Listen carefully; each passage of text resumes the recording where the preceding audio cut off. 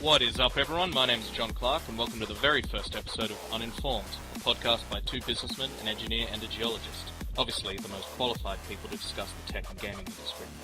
Joining me is my long-lasting nemesis from the spacefaring race of elves that populate the Corpulu sector. It's Harrison. Greetings! How are you, Harry? I am well. Still plotting your demise. How are you? Good. Likewise. Also joining us from the shattered wastelands of Westmarch and the very depths of the Pandemonium Fortress, the Lord of Anger, Andrew Finn. Good evening, all. And also we have Tucker. Great introduction. So, what is this podcast going to be about? Well, we realized after many years of drinking and talking until very, very early in the morning, that we don't know anything, but we all think we do. But we always have a good time having the conversations, and so we thought, why not just record them? There'll be less drinking in these podcasts, because you can't really get as drunk as we do over 8 hours as you can in one. But we'll sort of see what we can do. First thing I wanted to discuss, just briefly, was our last podcast and its massive audio problems. That was a major success. Yeah, this may not surprise you all, listeners, but this is not our first attempt at this. In fact, most podcasts you listen to will admit that they've made sometimes up to 9 or 10 episodes before they hit it right. Like the Rooster Teeth podcast, Tucker, they made 50 podcast episodes that they just never released because they were terrible and they kept trying to get it right. So let's hope we can get it right on the second try instead of the 51st, yeah? Shall we go through a list of the things that went wrong last time? Well, to begin with, first and foremost, Tucker is a terrible person. I'm just not in that general. Just in general. Now, aside from that, he decided to bring a microphone to the recording that was like a standalone microphone, and we all had our headsets. It was like the Windows 95 microphone Yeah, it's the that you one they buy, give you. that you get with a You copy get with of an Windows HP or no, not even an HP, a compact. When you buy a compact, that's what you get. Well, look, it's a tried and tested design, so I figured it's going to be good. Yeah, enough. they tried it, they tested it, then they threw it away because it doesn't work. Well, clearly the DSE in North Sydney figured that there was an acceptable product to sell me. Dick Smith, that future-looking electronics store. Well, and next then time give me 3 months to get one. Yeah, and then alright, maybe I I'll will. get a better one. And then I proceeded to do a spit take and spit beer all over all the different laptops and recording equipment. Yeah, that was great. So pretty much just lots of things went wrong. Also, we got really drunk and it went for 2.5 hours. I don't intend for that to go that long. These podcasts are going to be 40 minutes to an hour at most. Alright, so there's sort of a little bit of a structure to what I thought we'd talk about today. The first sort of section, I suppose, would be listeners send in your ideas for names, but for now I'm just going to call it the catch-up. So what is the catch-up?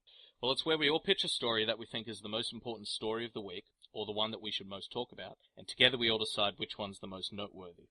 So, to start things off, I'd like to hear from Tucker what you think the most important story of the week is. Okay, I'm not sure about important, but definitely an interesting take. I picked this one up from Kotaku, and the story is titled, China is serious about kicking ass at League of Legends. So the simple gist of the article is just talking about a gaming course or some sort of college popping up in China. So I think it's an interesting take on professional development of serious eSports. Yeah. Okay, have they started it yet, or? Yeah, no, this is a up and running. I think it's like a college, or I'm not quite sure what best to describe the institution.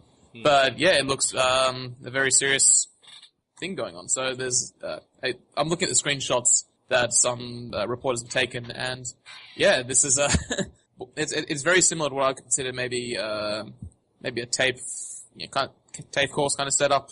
So it's kind of impressive, and I wish this was near my university when I was studying, because I would spend more time there. Yeah. What do you think this means then for other countries that try to compete in League of Legends? Because the Olympics ran into this problem when China decided, all right, we're going to take the Olympics seriously now, and so they just created a race of superhuman robots just that are built to only get medals. What do you think of, like, say, poor old Australian League of Legends players who try to get into the finals or whatever it is. Well, I wouldn't say this is a radical change or it's anything new. I mean, this has been existing for a while now, given the different esports teams. No, but this is a state-sponsored training facility. Well, I don't think it's Drago state-sponsored from Rocky. But I don't think it's state-sponsored. But it's definitely probably the next step on the evolution of I would probably say like a clan house of some sort. Mm-hmm. So it's taking it to a more commercial level. Whereas, the normal gaming houses, a team would be in their house and they would train for, as many hours a day as they had to, trying to train together as a team. Whereas this establishment is more going towards, I would say, like a higher learning aspect on. Right. So it's almost like for younger crowds when people leave high school and they want to become programmers, instead of just becoming like an intern at EG or something like that, they go to this training house for a few years or something. Well, yeah, I wouldn't call it a training house. This looks like a full-on establishment. But yeah, I'd say they would be treating it more as a higher learning center. So just from what I can see and what I've quickly read, a large part of their target market is actually the university students, which the university is located around the establishment. Right. But yeah, apparently they get programmers to come in and be head coaches. They actually have classes where they go through and then they teach different, I'm not sure if it's going to be metagame or specific strategies. But yeah, I mean, it looks interesting and so pretty much a video game high school. Yeah, video game university. Video game university, which sounds like the coolest thing ever, but I'm sure it's very hard. Now, Harry and Finney, you guys aren't, the super into competitive gaming or anything. You're more single player sort of gamers. What do you think about this sort of expansion of esports?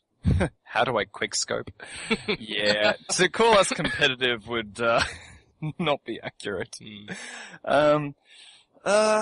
Look, I have to say, I'm really actually enjoying taking the sideline and being the spectator when it comes to competitive stuff. Get it?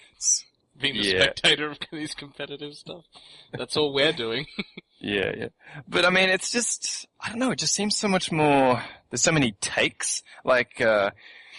You go to see a footy match, you see it as it is, but I've noticed with esports, you can watch it through different channels with different people commentating, and they'll all have their own very unique spin on it. Mm-hmm. So, I gotta say, I'm really liking the variety. Yeah, well, I wouldn't really compare it like esports to going to watch soccer or going to watch rugby. I'd compare specific games to going to watch soccer or rugby, if you know what I mean. So so we go and watch. StarCraft I compare to chess, for example. League of Legends, let's compare to rugby because it's a team game, that sort of thing. Rather than going, I go and watch rugby and I get this particular experience, and then I go and watch StarCraft and I get this particular experience. You match them up, you know what I mean? You don't just compare all of esports to one particular sport.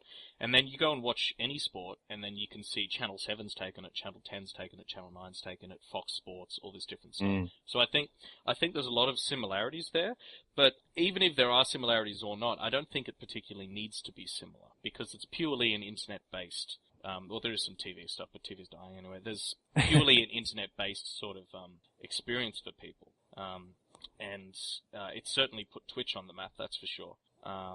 So I mean, obviously, I think it's a cool thing. Finney, what do you think about it? I really don't pay any attention to esports, unfortunately. Oh, watch out! We have a hipster in the house. No, it's. Okay, I can't be bothered to play sport myself, so I'll watch other people do it for me. That's me. But I can be bothered to play video games myself, so why would I watch someone play a video game when I could be doing it myself? Well, it's not just about watching competitive gaming, it's about being a part of it as well. I know you don't like MOBAs or StarCraft, but if there was some sort of game that you did like say PlanetSide had a bigger competitive aspect to it, for example, or Counter-Strike, something like that, you can participate in this stuff. You can't go and become a world-famous soccer player, but you could become a world-famous Counter-Strike player. Do you know what I mean? Yeah, I sort of understand, but I just don't like when things get competitive in any sort of online game. I generally just go, "Oh bugger it! I'll go play something single player." Fair enough. Because that's the point where I stop having fun. Right. And if there is a multiplayer game, you prefer more of a cooperative multiplayer game, like a Left 4 Dead instead of a Halo or whatever. You know what I mean? Exactly. Yeah. Right. Okay, that's The that's moment fine. people start taking it too seriously, I stop having fun and generally start taking the piss, which makes everyone angry. We are the Lord of Anger, so there is that. Yeah, no, that's fine. And I used to be like that quite a bit. I mean, me and Tucker play co-op games constantly for the past 3 or 4 years when I was overseas. That's all we would play. We wouldn't play any StarCraft. But as soon as I came back here and I had better internet and everything, I started getting really into just esports in general. But I think that's an important story, Tucker. But I think that it points more towards potential for big stuff happening rather than big stuff has just happened. So let it please happen here in Sydney. Yeah.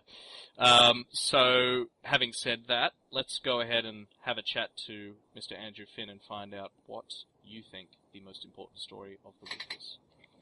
Well, it's not a specific story, but it's with PAX East. I was watching the coverage of that, and there was a rather large number of free-to-players being advertised there, and more just I'm kind of getting fed up with the whole free-to-play concept now.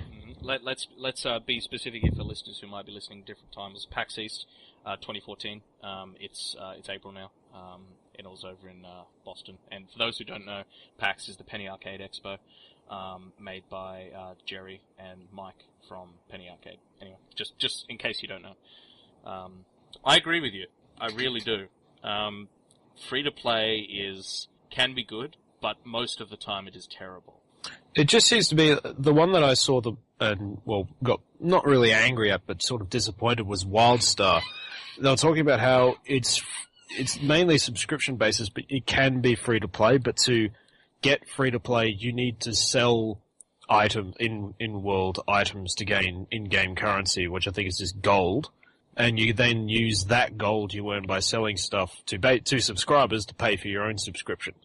And that's their idea of free to play. Oh, that's the EVE Online model, though. That's actually quite a good model. Unless I'm understanding it wrong. Unless I'm understanding it could be different. Let me get this right. So, tell me if this is the same. In EVE Online, you pay your $14 a month or whatever your subscription, right? That's fine. But you can earn in-game money, in-game gold or ISK, whatever it's called. If you earn say 400 million, right, during your month, then you can buy. With that in-game currency, you can buy a month of game time. So you never have to actually pay for it. Do you know what I mean? Is that the same thing? Is that what you're saying? That's the same concept. It just, the way with WildStar, the one that it worked, I don't know what the rate at which you acquire currency in EVE is, although as far as I'm concerned, that's just Microsoft Excel in space. Just add all the zeros. In WildStar, it just seemed to me that you'd spend the entire time hunting for items to pay for your subscription rather than playing the game. And that's just one example. In other free-to-players, PlanetSide is a good example. Like, yeah, you can subscribe to that, but if you're not subscribed, like the rate at which you gain certs in that game, which you use to buy guns and upgrades, is appalling. I don't have a subscription, so I buy station cash to get weapons and that, but it's just the rate at which it happens. I understand, like, free-to-play games have to make money, but I'm just sort of over the forcing of the microtransactions. I just wish we'd sort of get rid of free-to-plays altogether and either have subscriptions with no in-game currency that you have to pay for, or just get rid of them all together and move back to the way things used to be. Well, the thing is, to play devil's advocate here for a second, you've just named two of the we've just talked about 2 or 3 of the best examples of free-to-play. I mean, you compare those to Candy Crush, which are psychological suckholes for people. It's just like gambling, and people spend thousands of dollars on these games, compared to something like, PlanetSide, this awesome game, and it's free, and I don't have to pay anything, and I can still have a great time. But if I want to pay some extra, then I can. Do you know what I mean? Like, it's comparing the two's kind of, one is the lesser of two evils, but one is definitely far more evil. Well, I suppose I've got to compare, we'll use the PlanetSide thing. Okay, so we'll compare that to, say, Battlefield 4. Yeah. Battlefield 4, okay, it's not nearly as big an experience as what PlanetSide is, but you pay, well, more or less you can just pay the once, the $80, and that's it. And you can play on all the map, well, except the ones with the DLCs. the guns are all in there. You've just paid once, and that's it. Look, I wish Planetside or WildStar subscriptions or whatever, but WildStar's different because it's an MMO, but for say Planetside, right, which sure it's an MMO, but it's not really. It's a multiplayer game, persistent multiplayer game. I wish I could just pay $80, $90, even $100, whatever it is, and just, get all the content, right? That'd be nice. But they've chosen a business model right at the beginning of the free-to-play curve, which sort of began in 2008 or so. And then, obviously, they can't change it now. I understand that. From now on, I think, because free-to-play's got such a bad rap, I think people are going to start thinking, like, why can't we just make something good enough that's worth selling it for money? And then, with that money, we go make something else. You know what I mean? Like the old model. Well, yeah, there's that, but also with the free-to-plays, they stay, and Hawken is probably the best example I can give you, is they start out in beta, and then they stay in beta constantly. Yeah. Well, that's a whole separate issue. Oh, it is, yeah, but it seems to be that's one of the reasons why I'm tired of free-to-plays, is they give you this massive lists of, these are all the cool features that you might have in the future when we go out of beta, which could be in 3 decades. Yeah. So that's a whole separate issue, which we can discuss at a later date. But I mean, I have definitely found myself playing less free-to-play games. I really do just prefer popping into Steam or Xbox Live or whatever and going, oh, Thief, I want to play Thief. How much is it? $60. Buy it. Bam, done. I play Thief. You know what I mean? And that's an experience, and I've paid for it, and now I've had it. Just like going to buy a book or buy a movie or buy any other piece of entertainment. Video games should be the same as that. And sort of the whole, mobile and all that sort of stuff really kicked free-to-play into gear. And that's sort of, because mobile is such a bigger industry than the entire gaming industry now, it's almost like dragging games along with it, if you know what I mean. Well, look what happened in Dead Space 3. The microtransactions were put in there because mobile gamers liked microtransactions. Yeah, exactly. I gotta say, it's breeding like a really terrible mentality. I still cringe at that story about the really young kid playing Dark Souls and going up to his brother and going, hey, I need to buy more souls. Oh, yeah. What do you mean buy more souls? Like on the App Store. Yeah. So, I mean, that's terrible, but, I mean, what can you do? We're in the minority here, unfortunately. The gaming industry's nowhere near big enough to force that sort of change. So really, people just need to start voting with their wallets. Unfortunately, this is all the Wii's fault, as is everything in gaming, because the Wii brought in tens of millions of casual gamers. I think the Wii ended up selling filthy casual gamers. No, but those casual gamers, they all got the Wii and they started to enjoy gaming. And then when the Wii U was terrible, or even before the Wii U came out, they got 360s, PS3s, Xbox Ones, PS4s, and PCs. And then they started going, so these things that we like, aka the Wii and mobile, iOS and Android games, they all have microtransactions. Now I have this thing that's a dedicated gaming machine, and it doesn't have microtransactions, but I don't want to pay for games. Like, they're not used to it, like we are, do you know what I mean? Yeah. So that's sort of what's driving a lot of it, I think. But, I mean, I don't know. Hopefully they're all just grandmas and they'll die in a few years, but... Well, the problem with those, that's how you wind up with people spending like $300 on bloody Farmville in like 1 hour. Yeah. Look, and the worst part of that is, right, the worst part of spending a ton of money on those sorts of stupid games is not the person spending the money on the game, because they're stupid anyway, right? It's the fact that, the makers of Farmville will go, oh, someone just spent $300. Surely there's other people who want to spend $300, and away they go. Because it's something along the lines of, for Candy Crush, right? Using the biggest free-to-play game in the world right now, Candy Crush, the makers King said that 0.2% of all players make up 50% of the revenue. Damn. So they're called the whales, like whales in a casino. The guys who go in and spend millions and they pay for all the losses of the casino, pretty much. There are people who just go and do that, and it's not bad that they're spending that money. It's their own money. They can do whatever the fuck they want. But it's bad that it's telling the developer it's okay to keep exploiting people, And then on top of that, speaking of King, and speaking of PAX, so King is Candy Crush developer. They had a panel which a bunch of people went to, and just it didn't go well because no one Who would have thought? We're going to try and copyright the term saga. Why does everyone hate us all of a sudden? Yeah. Well, you're about to hate them even more because they just said that Every single game in the gaming industry in the next 5 years needs to either release as free-to-play or switch to free-to-play, or the gaming industry is doomed. Doomed! Which made a lot of people very angry and is generally thought to be a very bad idea. To paraphrase Hitchhiker's Guide to the Galaxy. So, yeah, Finny, look, you're right. Free-to-play is a bad thing, but the PlanetSide and the WildStar and stuff, sort of, and Guild Wars sort of free-to-play, is, I think, the lesser of two evils, to the far worse Candy Crush. The mobile platform is just absolutely abhorrent. And Facebook. Let's not forget Facebook. I mean, well, there's that as well. That as well. That whole platform of games is. I mean, aside from they're all terrible games, we can put that aside because that can be a subjective thing, right? People enjoy it. That's fine, but they're psychologically designed to fuck with your mind and want you to pay money. You know what I mean? And you were defending the Oculus Rift. Well, ooh, can of worms. The Oculus all of a sudden has a whole heap of money to make a better product. Bam, done. Facebook's not going to touch it. Alright, at least if I may interject.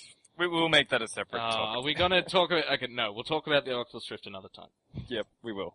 Alright. Having said that, one of my topics is about the Oculus Rift, but it's separate. It's actually a separate thing. Okay, well, in that case, we'll just talk about it. It's a separate thing. Anyway, sorry, Tucker, you were going to say? Alright. As an interesting standpoint, you know, we give this shit to game developers when they release free-to-play games. We say, oh, it's a bad take on the industry, or, you know, they're producing a lower quality or lower standard of gaming that we're used to. Mm-hmm. Yet again, when, say, Elder Scrolls Online comes out, and they say, oh, we're going to be a subscription-based model. Yeah, everyone's we all like, go, oh, subscription! Why are we not free-to-play? Yeah. What the hell is happening? So, it's interesting when, you know, most of the gaming community will, you know, give crap about a AAA title, you know, or like an MMO, for example, not being free-to-play. You know, it's... No, I know, it's a double standard, and it is double standard. That's, I mean, you guys hate me when I say it, but that's the problem of this whole idea of everyone thinks that they're louder than they are on the internet, and developers unfortunately have to listen to it, because these days they're tied into social media, so they go, oh, okay, we'll take away the subscription fee. You know, it's just 6 months' time, Elder Scrolls Online takes away the subscription fee, says, we listen to you guys. And then they go, well, we have to make money because it's an MMO, it's an ongoing service, so we're going to sell hats. Everyone's like, hat seller! Hat-selling traitor communists, get out of here! You know what I mean? But, John, we love hats. I do love communism.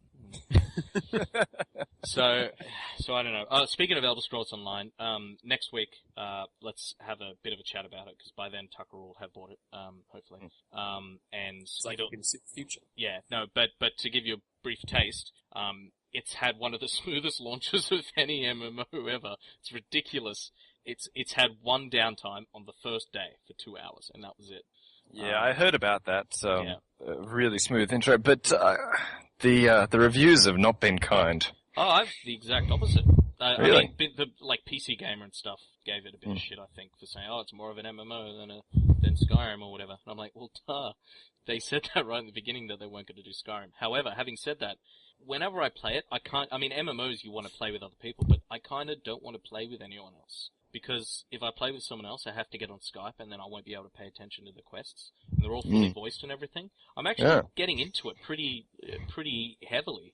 And they're all really, they're all Elder Scrolls-like quests. So they're all quite long, and chained. So it's not fetch this thing, do this thing, get this. They're not WoW quests at all. It's quite different.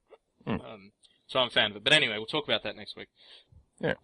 Harry, what have you been looking at this week to make us think is the most important story of the week? This was interesting because rather than me searching for the news came to me when, if you are a international listener, you may be surprised to know that Australia's internet sucks. It really sucks. We are not a technologically advanced country at all. Correct. Not as bad as America, but pretty bad. Pretty bad. It's worse than Romania, so that'll give you an idea. Small blessings. Yeah, and so when I got my brand new NBN rollout, I was ecstatic, only to find that it didn't really work. And for weeks now, I have been desperately trying to get this new fiber internet connection working. And when I finally get it working, I go to just one of the tech news websites just to see if the internet's working. And the first thing that pops up is that NBN users complain about absolute shitty internet connection. And is it shitty now, or is it just... It's rubbish. They actually cannot fix it, and... What's the problem with it? It's download speed is fine. Upload speed might as well be 56k dial-up internet What's connection. your download speed? Download, I'm currently paying for 20 megabits down. Okay, and what's your upload? Upload varies anywhere between 0.8 up and 10. What should your download be? It should be 2020. It's supposed to be synchronous. Okay, so I never get above 10, and I normally get less than 1. And it's all over the shop, and I've had, like, multiple people come in to have a look at it, and, bypassing routers to find out what's wrong, and it's actually to the point where they're admitting they can't do it, and they're going to give us a refund. Are you sure you can't get faster than that on fiber? Because me and Tucker are both on, copper, and we've got, what have we got, Tucker? I've got 15, you've got probably more than that. Yeah, I think I've got... actually, I tested it today. I had, on average, 17 down and 0.8 up. Yeah, our upload's bad because it's just residential, but if we get a business one, it'd be pretty good. Yeah, no, that was the point. This is supposed to be the wondrous fiber internet connection. We're supposed to have 20 down, 20 up business internet connection, and it's not doable. Everyone's scratching their heads, and somebody screwed up. Well, that makes me angry. Aside from the it fucking up technical problems, just that business model of you're paying for 2020 when it can easily do 1,000, but let's cut it down to 100, right? It's so obvious that they're doing 2020, and then 2 years from now they're going to go, well, we have this upgrade to 4040 if you pay extra. It's just so obvious they're doing it. It just pisses me off. Government's trying to rip off their people. Who would have thought? Yeah. Is Telstra private now, or is it government? Actually, I'm doing this through Optus. Optus, right. So, there you go. So, they pretty much bought the rights ISPs. ISPs are all terrible. Yeah.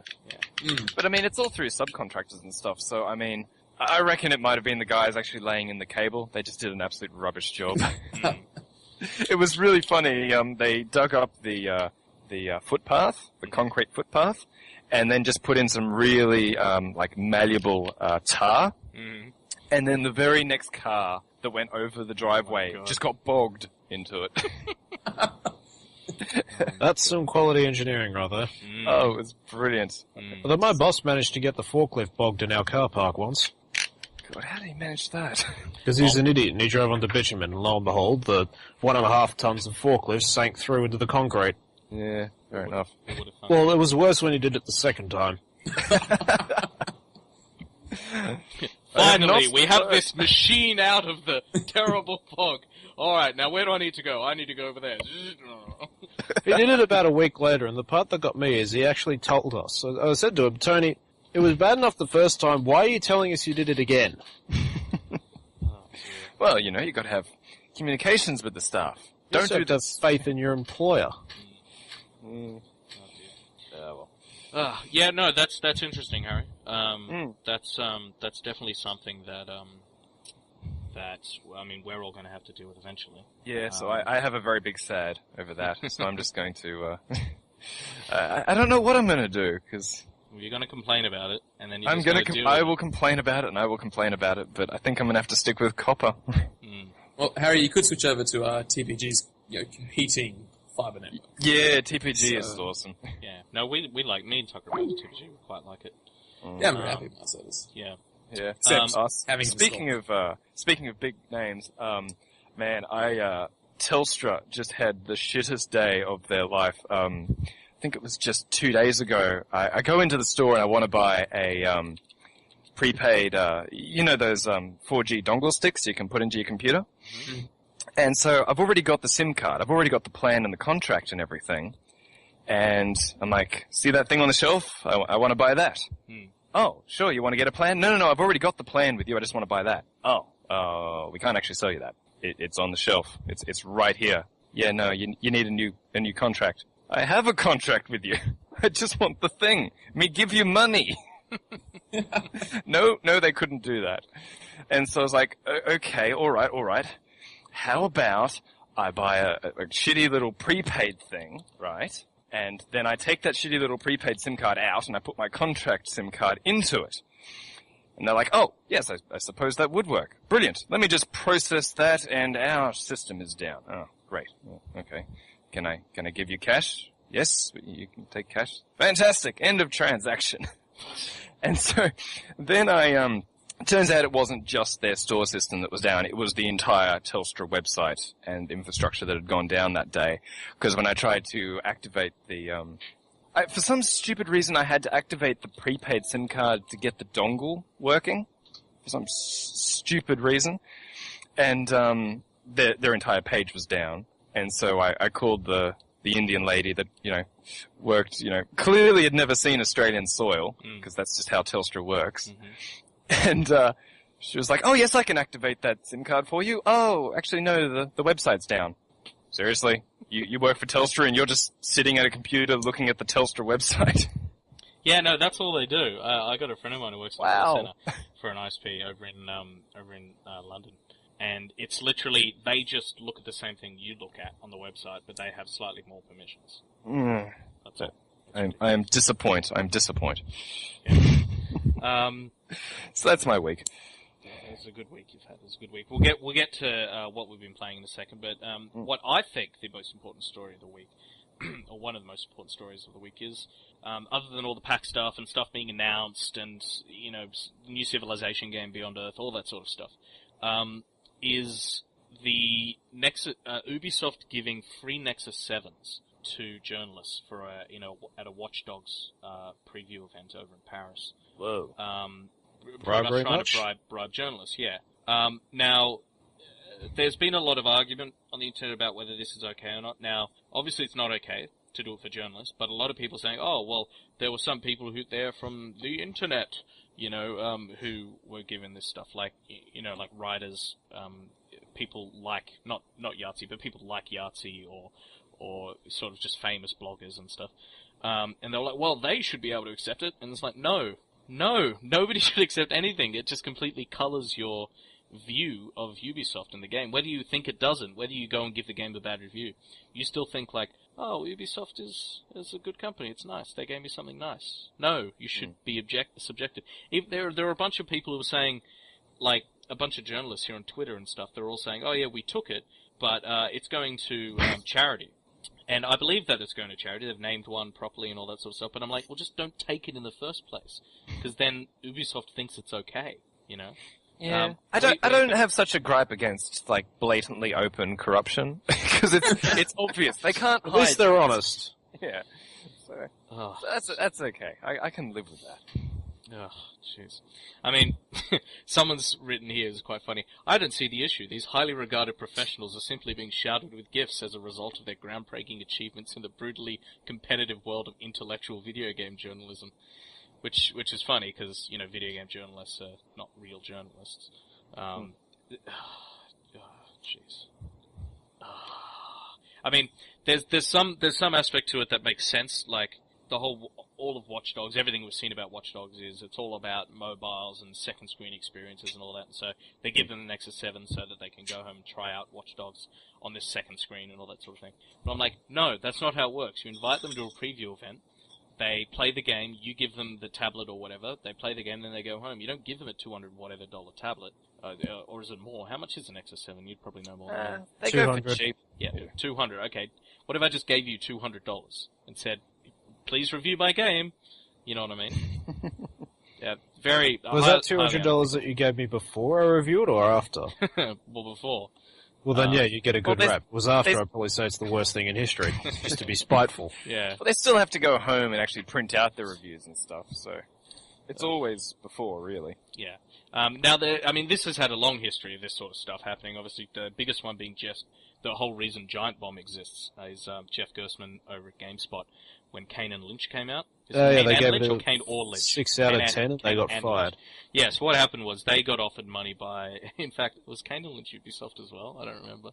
GameSpot had, like the contents in the middle, then the background is all like a game, like a poster or whatever for the game. So they had that deal with Ubisoft or Kane Lynch, whoever ended up releasing Kane and Lynch. Remember, Uninformed, we've no idea what we're talking about. That's what Wikipedia is for. Yeah, but I can't type, this keyboard's too loud. I think Eidos Interactive published it. Eidos, yeah, but Ubisoft owns them, don't they? Eidos? Finding out. Or they used to. Well, Deus Ex is made by Eidos, and Ubisoft Really? is Deus Ex. Square Enix. Square Enix. Yep. Oh, yeah. Maybe now. I was sure back then it was someone. Anyway, it doesn't matter. Point is, they were had an advertising deal, and they gave the game rightfully a 6 out of 10. It should have probably got a 4 out of 10. It should have got a 3. Yeah. And Jeff Gerstmann got fired, and GameSpot never had a good reputation since, and slowly clawing its way back. But I mean, it's especially now that GameSpot's owned by GameStop as well, which doesn't help with the typing things out. You know, both of those things have terrible reputations. So Jeff Gerstmann has gone on to do great things and started Giant Bomb and all this sort of stuff. And then a bunch of guys from there went on to start Polygon, and Edge, which already exists, but went to work for Edge. You know, all these great places you can go now, where before you only had GameSpot or IGN, and they're both terrible and are still terrible places to go for gaming news. So yeah, no, I think this is bad. I think this is a terrible thing. Do any of you see an upside in this sort of bribery? Yeah. Yeah, That's always a plus. Apart from the obvious upside. I would accept the Nexus 7. Like I said, the only positive besides that is just the openness in which they did it. So How is that a good thing? no, it's just it indicates that either they didn't it wasn't think. open. They didn't announce that they were doing this. They told everyone not to. What they thought talk it was going about to keep a secret. Yeah, and then all the journalists went home and were like, okay, I'll just tweet it out, show how good I am. Lol, we got free stuff. Okay, there's a solution to yeah. this. There's a solution where everyone wins. It should all be more like us accountants and just go with it. Be objective, take the phone, and still give a shitty review. Yeah. I used to do it for tax returns all the time. The one thing Yes, that I will could take your be money. good- No, you're still paying tax, and it will not change. I'm sorry. One thing that could be good is if,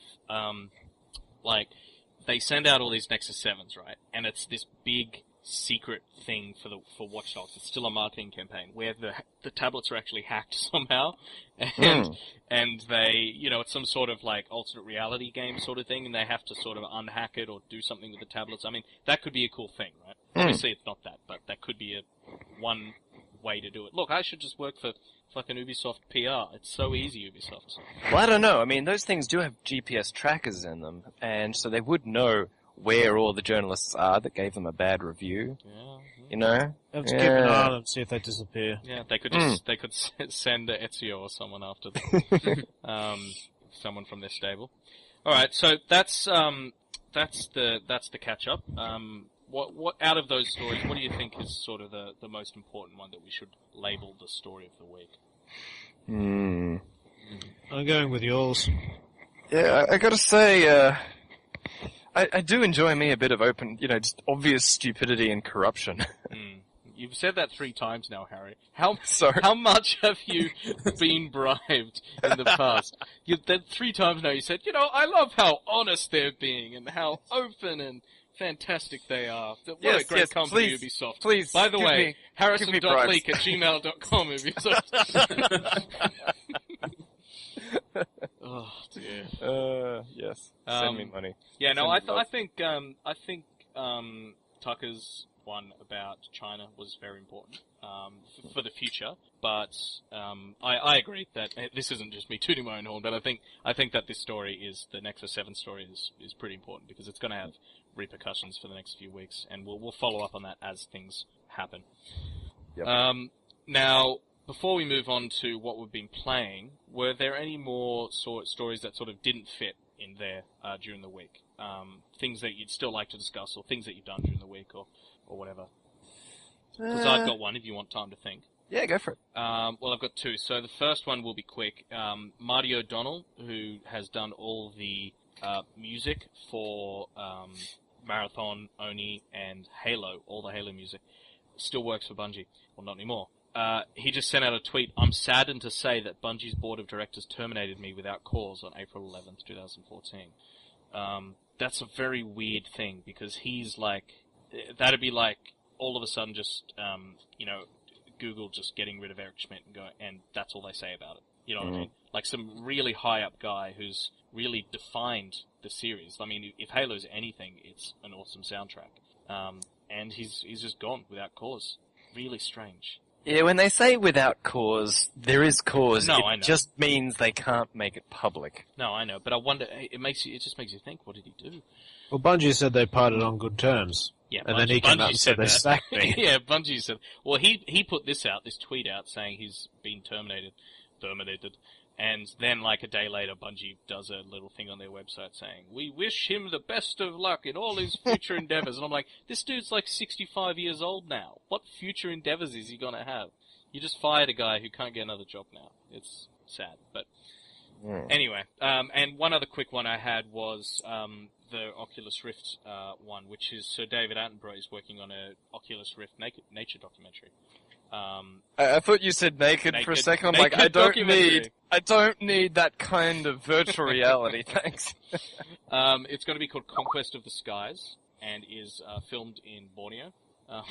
Tucker, what did you just send me? Japan invents disposable masturbation toy for men.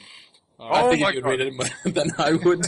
What? I'm not clicking on that. Really? No, it's just a disposable flashlight. Looks like It was an interesting article. It's really small. It's Japan, obviously, really small. Anyway. I thought you meant the article. No, the device. I say device. It's like Although it is also a small article. Yeah, it is that too. It is Kotaku. Oh, it's got like picture instructions and everything. Yeah. Oh boy. Put dick in here. Instructions unclear. Dick stuck in blender. Put dick in where? I can't read this. In where? I'm Japanese. I don't understand pictures. The picture needs to have gigantic eyes and a short skirt. Okay. Look about 6 years old. Yeah. So, yes, he's making a documentary for the Oculus Rift. It's going to be called Conquest of the Skies. And it's being filmed by his production company. Will feature a 360-degree view of Borneo. They're shooting it with 8 different cameras. All of the cameras are 70mm cameras, which is IMAX size. And they're doing it from it looks like a bit of a cash injection from Facebook. So that's it. This is not from Facebook, but from the money that was paid to Oculus Rift from Facebook. So it looks like this is an example of the sorts of things that can be done outside of gaming, which I'm really excited about. I'd love to see a documentary with the Rift. Would you guys? Yeah, but then we'll find that each of those cameras is, like, if you want to have more than one camera, that's just an extra $2. That's all. Yes, no, you know what it would be? It wouldn't be microtransactions. It'd be, oh, look at those birds flying past. Did you like those birds? Would you like to share these birds with your friends? From Starship Troopers. Yeah. Would you like to know more? Would you like to know more? Yeah. No. So anyway, so that's that. I'm excited for that anyway. But yeah, cool. All right. Did you guys have any other stuff that didn't fit into the catch up? I have I had my own little what would you call it? Almost an adventure this week in that I had about 24 extra Android phones wind up on my desk, which the company doesn't need anymore. And I was thinking to myself, like, well, what can I do with 24 phones that are about to go out of contract? I could be nice and give it to recycling. These are some pretty terrible Androids. And I could give them to those poor kids in, India or somewhere that have to melt them down for base components. But rather than giving them lung cancer... Just give them to me, I'll melt them down for you. Convert them into iPhones, I'm sure you would. Yeah. So I was surfing the web looking for experimental and fun things to do with extra phones. And besides all of the terrible, terrible things that I discovered people do, one of the positive things was... Where do I put all my phones? Not a thing you should type into Google. Yeah. Now, it turns out lots of people just strap helium balloons to them and get them to, like, intermittently take pictures while, floating around in high altitudes and just, sending it to your actual phone. And so you get like a couple of messages every day of just this picture of, oh look, it's hovering over China or something. I think you overestimate how powerful helium balloons are. I think this is the case of, those proper the battery life weather balloons. Those massive yeah. things like 2 meters in diameter and stuff. Yeah. They get to some serious distance. Yeah, well, it's actually illegal to let those off without a permit and shit. So Really? I wouldn't just go and do it. From what I He's can going see, to anyway. Australia is kind of lacking in any kind of law. So That's true. Yes. Yes, we're famously a non-nanny state in Australia. that's true. Yeah, and then you've also been having some adventures in FTL, I hear. I am the slowest person on the planet. Let's talk about that in the playlist. Okay. So the playlist is effectively what have you been playing? So Harry, what have you been playing this week? So I like I was saying, I am the slowest person on the planet. I only just discovered that FTL has mods. I have been playing it for months, really loving this game. Years. And We've been playing it now. Yes, yeah. I mean like months, like as in me in front of the computer, spanned it over years. Yeah. And so I think it was just this week, Andrew texted me going, "Oh, so you ever tried any mods?" Sorry, no, what mods have you tried? I'm like, FTL has mods? What? And I thought to myself, oh crap, what have I done? Yeah. It's a very similar experience to when I first got glasses when I was about, I don't know, 13 or 14. I didn't realize I had bad eyesight. And so I went to the dentist. And then I was like, whoa, I'm in the wrong place. Went to the optometrist. And went to the optometrist, kindly, nice old man. He's like, oh, your eyes are fucked up, yo. So I got me some glasses. Along with your teeth. And Is that exactly what he said, John? Yeah, that's exactly what he said, verbatim. Funnily enough, his last name's Rambo, which I thought was funny. But I went to school, and we never wore the glasses because they were huge, round rim glasses, looked like Ultra Harry Potter, which hadn't come out at this point, but whatever. I try them on, and I go, oh, trees have leaves, and coins have faces on them? So it's like a similar experience to you with FTL. It's like everything's all of a sudden awesome when it wasn't before. Damn. Well, no, that was the other thing I was going to say. The reason I played this game for so long without mods is that the game is freaking awesome regardless. Normally, when I find a really good game, I think, this is good, but it needs this. Oh, look, someone else thought that and made a mod. Fantastic. Not every game needs sex robots, Harry. Everything needs sex robots, okay? Bar none. Mm-hmm. So Harry played Skyrim. He said, this would be great, but it'd be better if it was a porno. And then Harry turned it into a porno. Mm-hmm. HD porno. Look at all that lens flare through the crack of her ass. This went down Wow. first. Yeah. But I mean, have you not seen the Skyrim mods page? I mean, Don't even. I'm pretty sure they have like an adult warning trying to get into that website now. There's a Reddit post that's one of the highest rated Reddit posts of all time, not just in the gaming section, but of all time. And the title of the post is, my friend installed the giant schlong mod onto my Skyrim, how do I get rid of it? And the entire, it's like 25,000 comments long, this thread.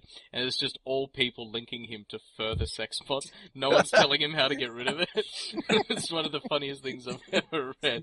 And his thing was like, do not upvote or something like that. So like no one else will see it and embarrass him. And he ended up just deleting his account because everyone just kept private messaging him sex mods. It's quite funny, actually. So what mods did you download then for FTL? Oh man, I have tried everything. I've got the Captain's Edition, which is just a fantastically game-breaking mod. It's like a combination of like 30 different mods that existed before. Yeah, mainly weapons and different scenarios. And but the problem is that either means that you will dominate the entire universe, or you will die in like round one. Yeah, because the problem is that it gives you all these awesome new weapons, but it also gives all the enemies awesome new weapons as well. So it can be unfair. But then again, FTL's never been fair. That's why it's so great. So. Yeah, true. But what I'm really starting to like is the really more morbid mods. Like there's one where you get I forget what the name of the ship is, but you get like an abandoned ship that is supposed to be controlled just by the AI of the ship. Like everyone has long died, and the life support is beyond repair, and so, which is kind of sad if you ever come across. That's really sad. It's really freaky as well. That's like a sunshine ship. Exactly. It's kind of cool, and it's so you've got like you've just got one person, but that one person is the AI which can't die. Yeah, which is cool. And I got to get the name of that one. And so yeah, I'm trying to find all that kind of stuff. Sadly, no sex mods yet. I'm very disappointed. I'm sure there is.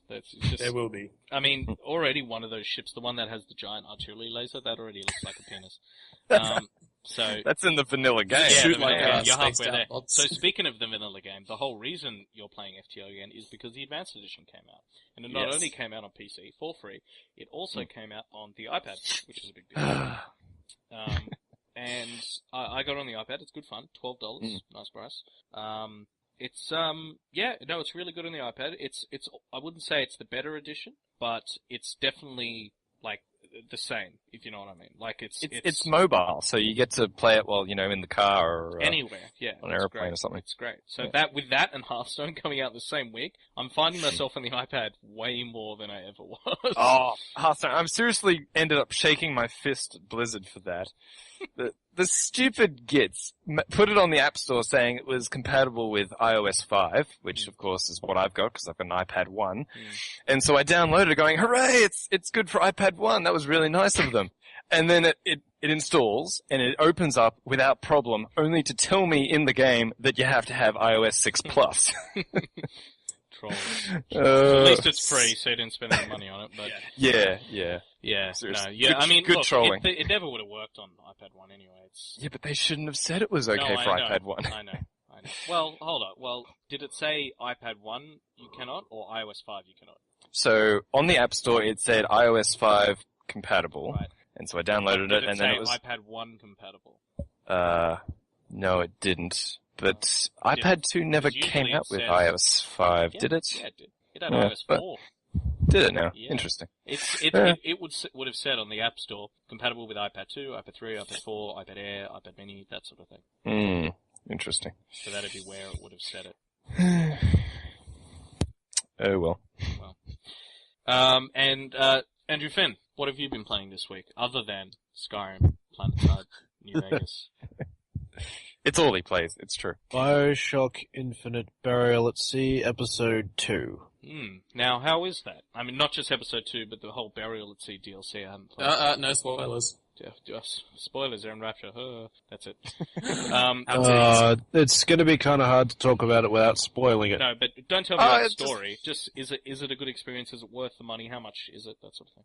It's about $20. It's definitely worth the experience. The second one is miles better than the first one, but the first one's still good. Okay, because I did hear some iffy things about the first one, so that's good to hear.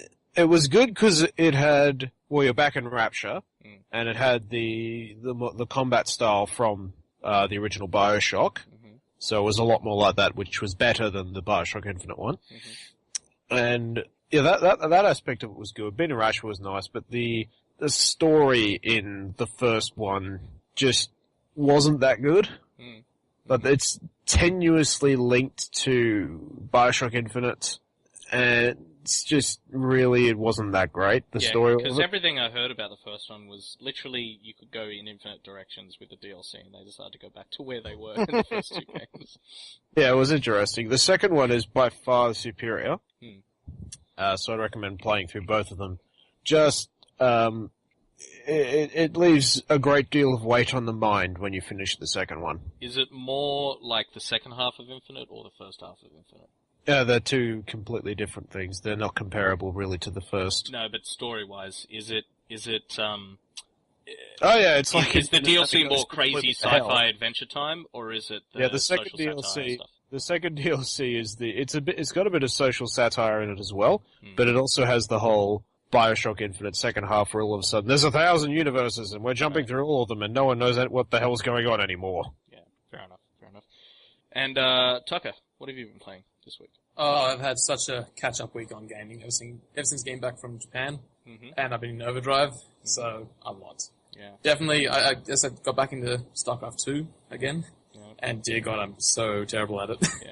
Very slow to remember things and just reaction time, so. New ladder Needed- season, new maps, and neither. Yeah, of us know exactly, how to and I was play on like, the new oh, maps. maps have changed. Yeah. Oh, let me try this 10-minute push for Terran. Oh, that doesn't work again. Yeah. Oh, crap. Yeah. And then, with the one thing that don't change is definitely rushing and teasers. Yeah. They never get old. Especially in bronze and silver league where we are. Yeah, exactly. Just where I'm back at. Yeah, so speaking of Japan, congratulations, by the way, Tucker, for getting engaged to your lovely new fiancée, Sandra. So, clapping Yes, for thank you. you. Congrats. Congratulations. Was that someone clapping? It just sounded like someone patting their belly very vigorously. Okay, let's see. So this is clapping, and this is patting. Yes. Yeah. Okay, well, unless anyone else has something to contribute, I think that's the end of the episode. Ooh. Ah. Hearthstone, Dota 2, LOL, Battlefield 4. Yeah, well, we know that. Hey, And well, the rest of my Steam... Speaking of Battlefield 4, I've been getting back into that in a big way this past week. With Naval Strike DLC, that carrier assault mode, it's just all I play. I love it. I'm really into it. Broken game gets to fuck off. Actually, there is one thing. There's something about my computer that I really enjoy. Mm. You know, in fact, it's my favorite thing about my It computer. doesn't have Origin on The it! complete lack of Origin. All We knew that well, was coming. thank you to my great co-host for joining me. I'm John Clark. Harrison Leak. Andrew Finn. And Matt Tucker. Thanks for your time this time. Until next time, so long.